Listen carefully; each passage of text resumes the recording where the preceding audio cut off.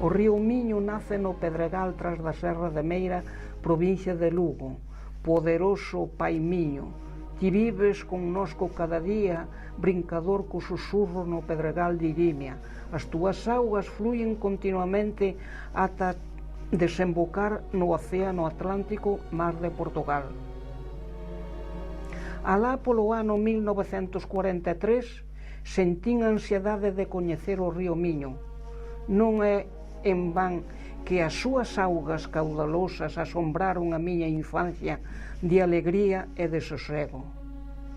Polas súas mansas ondas dun río firme e máxico, por ter árbores, terra, aves, xentes e luceiros. Se eu soupera cantar, che cantaría noite e día, a ti, río Miño, terra da miña terra, douche os meus medos que levo ardendo nas miñas entrañas. Río Miño, olla o teu ser e dime que sabes das xentes e dos aires, paxaros. Non tes que dicir, non sabes responder. Ai, meu río Miño, tempo máxico, música de choiva que cae pouco a pouco nas entrañas da terra e que o sol te devolve para facer ondas mansas. Que todos contemplamos a túa grandeza, pero estamos calados e non falamos contigo. Río Miño, que animais pacen nas túas ribeiras, que paxaros beben das túas augas, río Miño. As túas augas non falan, pero están feridas, e eu non podo calar porque conocín o Miño limpo e san, onde os homes con barcas quitaban area para a construción de obras. E outra actividade era a do peixe de un río limpo, río Miño, cando o meu irmán me enseñou o teu camiño para ir ao muiño situado á dereita e ao pé da ponte do Ombreiro. As pedras máis famosas e mellor preparadas eran as do muiño de don Pepe de Penas.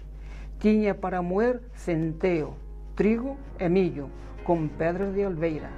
Cando eu ia ao muiño cargado con un saco de trigo, con unha variña na man e outra co ramal, por unha pista deserta sen casas e rezando que ninguén me vira para facerme dano.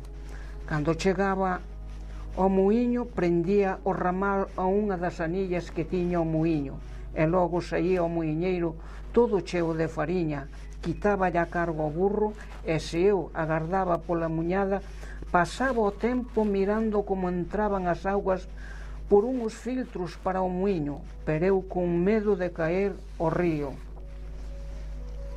Aqueles verdes prados, as árbores, con paxariños cantando pío pío, o ruído da auga e o son dos barqueiros, a min chegábame un eco que me producía nostalgia.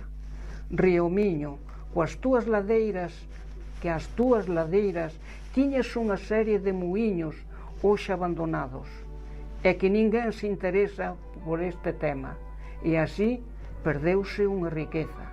Eu diría que a maioría dos lucenses non coñecen os rincóns que ten Lugo tan naturais e pintorescos, como é a ponte colgante de madeira, que cruzas a ponte e do outro lado tes un islote rodeado de auga con un camiño estreito igual que un camiño de cabras. Esas rocas que saltas dunha a outra con ese silencio que ti desexas. Adiós, río Miño, adiós ao muiño, adiós ao muiñeiro, adiós ao camiño deserto. Eu non quero vivir na soidade, eu quero vivir na ciudade. Onde viven 100, vivo eu tamén. Polo río abaixo vai un gato metendo berros que lle quitaban as barbas para bigotes de cregos.